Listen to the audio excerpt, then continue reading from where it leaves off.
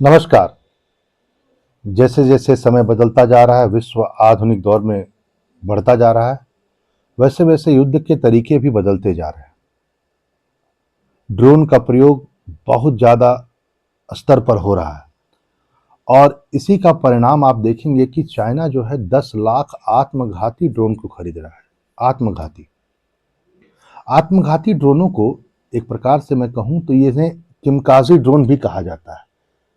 और ये जो किमकाजी ड्रोन होते हैं, ये बाकायदा ये क्या होते हैं, ये मानव रहित एक प्रकार से ड्रोन ही है जो अपने टारगेट को देखने के बाद उस पर निशाना लगाते हैं और उस पर जा करके उस पर गिर करके ये खुद ब खुद तबाह हो जाते हैं।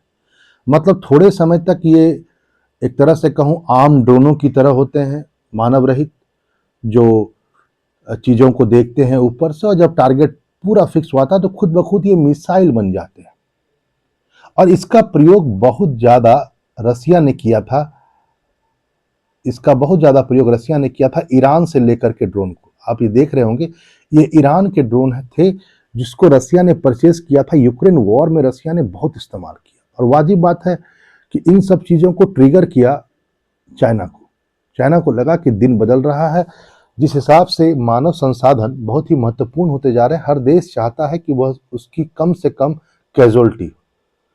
और माना जा रहा है कि 2026 तक चीन जो है वह 10 लाख आत्मघाती ड्रोन, जिन्हें किमकाजी ड्रोन कहा जाता है, उसको वो परचेस कर लेगा। छोटे आकार के होते हैं, बड़ा सटीकता के साथ ये निशाना लगाते हैं।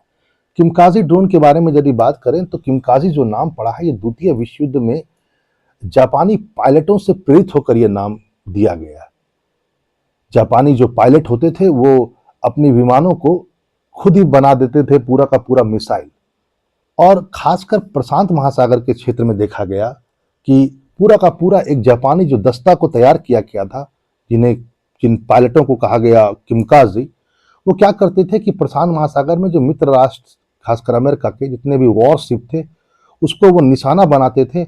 और निशाना बनाने के बाद थोड़ा बहुत फायर किए, लेकिन जब लगा कि वह बहुत बड़े बड़े विमान होते थे, वो जहाज होते थे, वो पूरा खत्म नहीं हो पाते थे, तो वो खुद ब खुद अपने आप को पूरा फ्यूल के साथ और जितने भी उसके अंदर में मिसाइल या बम होंगे सबको वो जाकर उसमें क्रैश कर देते थे। जैसे कि 9/11 की घटना में आप जानते हैं कि खुद ब खुद विमान यदि मिसाइल बन जाए, तो इससे ये नाम आया था किमकाजी। किमकाजी उन सारे पायलटों को कहा गया, आत्मघाती पायलटों को, जिसको प्रयोग जापान ने द्वितीय विश्व युद्ध के दौरान किया था। एक बात यह भी ध्यान रखें कि इन किमकाजी जो पायलट्स थे जिन्होंने सुसाइड किया, एक तरह से कहा जाए, क्योंकि ये सारे पायलट्स अंततः सुसाइड हो जाते थे। करीब करीब माना जाता है 3,800 किमकाजी पायलट डायरेक्ट हुए, मरे, और उनकी जान जाया नहीं गई। करीब करीब माना जाता है कि 7,000 से ज्यादा नेवल जो मित्र राष्ट्र के थे, यानी कि जापान के अपोनेंट साइड के, यानी कि जो अमेरिका और ब्रिटेन के लोग थे, उनके जो नेवल पावर था उसमें से 7,000 लोगों की मारा जाना किमकाजी यानी इस तरीके से प्रेरित था। इसलिए इस आत्मघाती पायलटों के नाम पर ही इन आत्मघाती ड्रोनों को किमकाजी कहा जाने लगा। यहां पर इस बात को ध्यान रखेंगे, जैसा मैंने पहले भी कहा, कि रसिया ने इसका भरपूर प्रयोग किया है। किमकाजी टाइप के ड्रोनों का पूरा प्रयोग किया अपने इस वॉर के दौरान, रसिया यूक्रेन वॉर के दौरान, और बहुत ज़्यादा ये सक्सेसफुल भी रहा।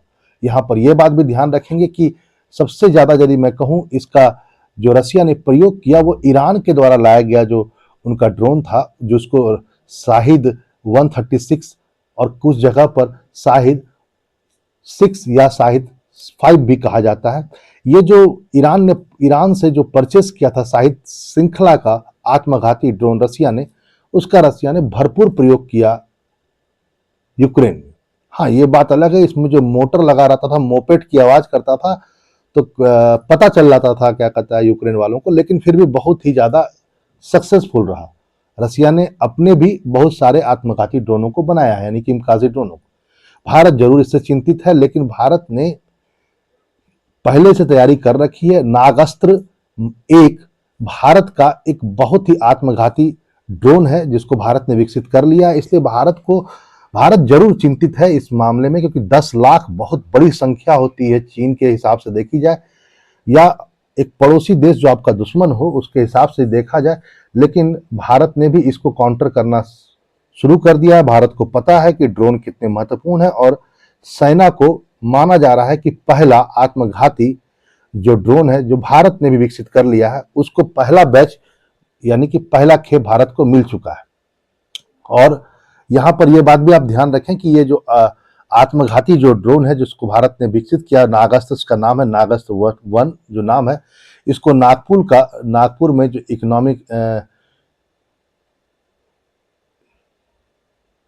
इकोनॉमिक्स एप्लीकेशन जो लिमिटेड है EEL, उसी के द्वारा यह विकसित किया गया है। नागास्त्र पहला बैच दे दिया गया है और माना जा रहा है कि 120 अभी तक जैसे कहा जाए 120 जो पहला बैच में हैंडओवर कर दिया गया भारतीय सेना को इस संस्था के द्वारा। यानी भारत के पास भी अब धीरे धीरे और अभी बहुत सारे परीक्षण के दौर में है। यहाँ पर इस बात को भी आप जानें कि इसमें जो नागास्त्र में जो प्रयोग हो रहा है, जितनी भी चीज़ों का प्रयोग किया जाएगा, जो माना जाता है कि ये जो भी इक्विपमेंट्स हैं जो उसका प्रयोग हो रहा है उसमें 75% जो इक्विपमेंट्स है वह स्वदेशी निर्मित है। यह 15 किलोमीटर दूर से 15 किलोमीटर के रेंज तक इसको आप हैंडल कर सकते हैं बहुत अच्छे तरीके से। यानी इसको ऑपरेट 15 किलोमीटर तक पूरा नियंत्रित वे में इसको आप कर सकते हैं, यानी कि रिमोट के द्वारा। वैसे 30 किलोमीटर तक उड़ सकता है, ठीक है, इसको भी आप जानें। और GPS तो लगा हुआ है ही।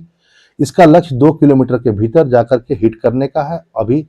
और इसमें यह बात भी आप जान लें कि इसमें करीब करीब माना जा रहा है कि 2 इंजन होंगे। नागास्त्र में जो है वह भारत ने 2 इंजन का भारत ने प्रयोग करेगा इसमें, जैसा इसमें लिखा हुआ है। और इस बात को भी आज आप जानें कि ये जो नागास्त्र है इसमें एक बहुत अच्छा फैसिलिटी क्या है कि जैसे मान लेते हैं कि यह नहीं देख पाया टारगेट को, या टारगेट को पूरा अच्छे तरीके से लोकेट नहीं कर पाया, तो फिर ये क्या होगा? आपने तो कर दिया, अब क्या होगा? तो इसमें बाकायदा पैरासूट लगे हुए, 2 इंजन के साथ में इसमें एक पैरासूट भी लगा हुआ है। यदि टारगेट से मिस कर जाता है तो इसको फिर वहीं पर से रोक दिया जाएगा, इसका सॉफ्ट लैंडिंग कर दिया जाएगा।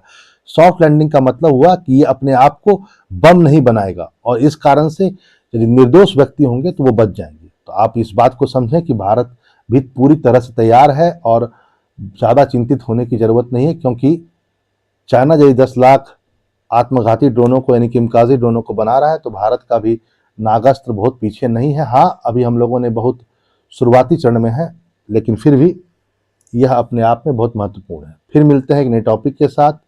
नमस्कार।